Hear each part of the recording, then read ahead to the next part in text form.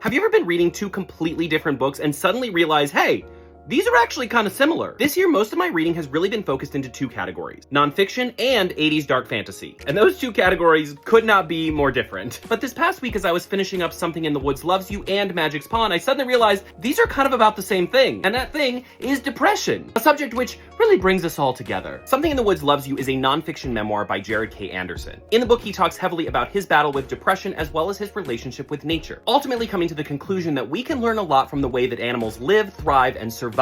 It is a beautiful book, very lyrical, and as someone who has struggled with depression their whole life, I found a lot of comfort in this book. Because though it is dealing with a very heavy subject, it is ultimately a very hopeful and positive book. I think especially in the year of 2025, it is very easy to get locked in a downward spiral and just see no hope anywhere you look. And this book really instructs us to go out, take a walk, and look to nature. Because ultimately, there are a lot of really wonderful lessons to be learned there. Though as a side note, I will mention that therapy and seeking professional guidance is also discussed and is a big part of his survival of depression. On the complete other end of this spectrum is Magic's Pawn by Mercedes Lackey. This is the first book in the Last Herald Mage trilogy. In the book, we follow Vaniel, who is a majorly depressed protagonist. All he really wants is to become a bard, but he is surrounded by a lot of toxically masculine men who want him to man up so he can inherit the kingdom. Interestingly enough, for a fantasy book that came out in the 80s, this book actually has a lot of queer main characters, including Vaniel himself. And not just like queer-coded, but like actually on-page queer characters, which I'm gonna be honest, I didn't even think existed in 80s fantasy books. It also has like beautiful psychic horses, random, but I know there's an audience for that. Ultimately though, where these books really differ is that Something in the Woods Loves You is about living with and surviving depression, whereas Magic's Pawn is about a character who starts depressed and only encounters things that make him more and more depressed. In fact, at one point I started comparing this book to A Little Life, because eventually this book feels like we're watching a character experience the worst things that the world has to offer, and really just seeing how far they can go before they ultimately give up. And to be clear, though Vaniel does survive this book, I mean, it's the first in a trilogy, that's not that surprising, he does attempt to not survive it multiple times throughout the book, which for me personally did not make for an enjoyable read. Because much like A Little Life, this book ends up feeling like an endless well of trauma. I left my final page of Something in the Woods Loves You feeling stronger, braver, and loved. Whereas I left the final page of Magic's Pawn feeling that if I continued this trilogy, I would only end up with more emotional damage. In the end, I was left with two books that heavily dealt with depression, but in very different ways. Something in the Woods Loves You might end up being one of my favorite books I've read this year. I gave it 5 out of 5, and even if you've never read nonfiction before, I think this would be a great one to start with.